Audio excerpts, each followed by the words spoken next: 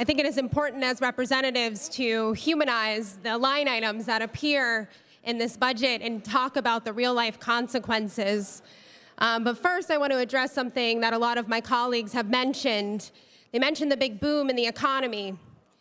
And when we talk about it being a time of great prosperity, we need to ask, who benefits? Who? The answer is the 1%ers.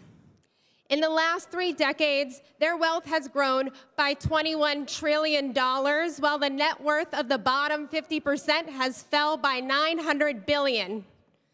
So again, prosperity for whom?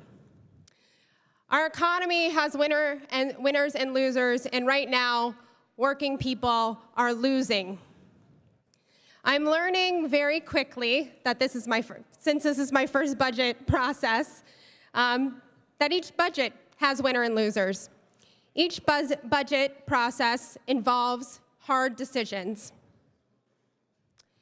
So what does this budget say in a surplus year about the future of Pennsylvania?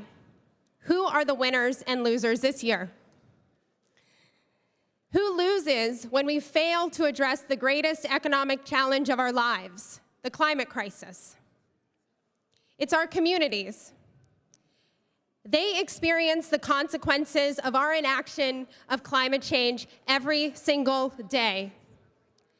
They experience it when they have to take their child to the doctor because of an asthma attack, when their homes are under threat of sliding down a hillside in Pittsburgh because of too much rain, when their main streets are flooded and underwater, or when an industrial site catches fire in their own backyard. This year, the American Lung Association rated our air quality in the Pittsburgh region an F, some of the very worst in the nation. I have communities that are pouring local tax dollars and private foundation dollars into addressing these issues. But their efforts are futile because of the decisions that we are making here in this chamber.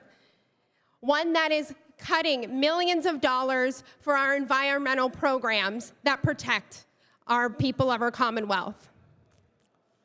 The United Nations Intergovernmental Plan on Climate Change is warning that we only have 12 years to address our climate crisis. And these line items cut to our environmental programs sends our Commonwealth in precisely the wrong direction.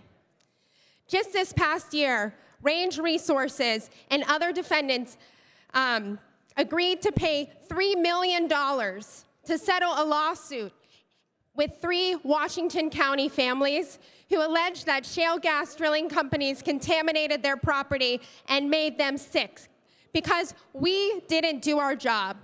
When we underfund our Department of Environmental Protections, we can expect more families from urban areas, from rural parts of the Commonwealth, to be sacrificial lambs for our cheap fossil fuel energy consumption.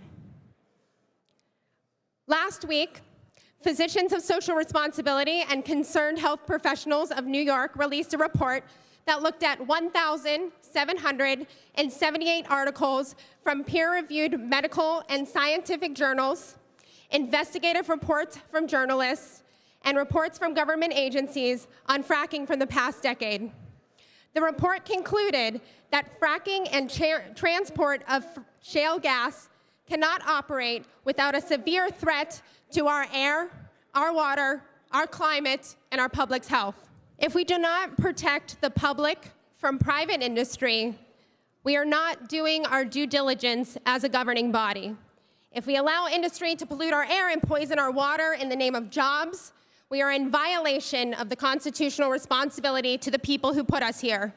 If we don't invest in our public infrastructure today, we will be paying exponentially more in future years. And quite frankly, if we don't save our environment, if our Commonwealth is not habitable, if it's making us sick, it's hard to build anything else.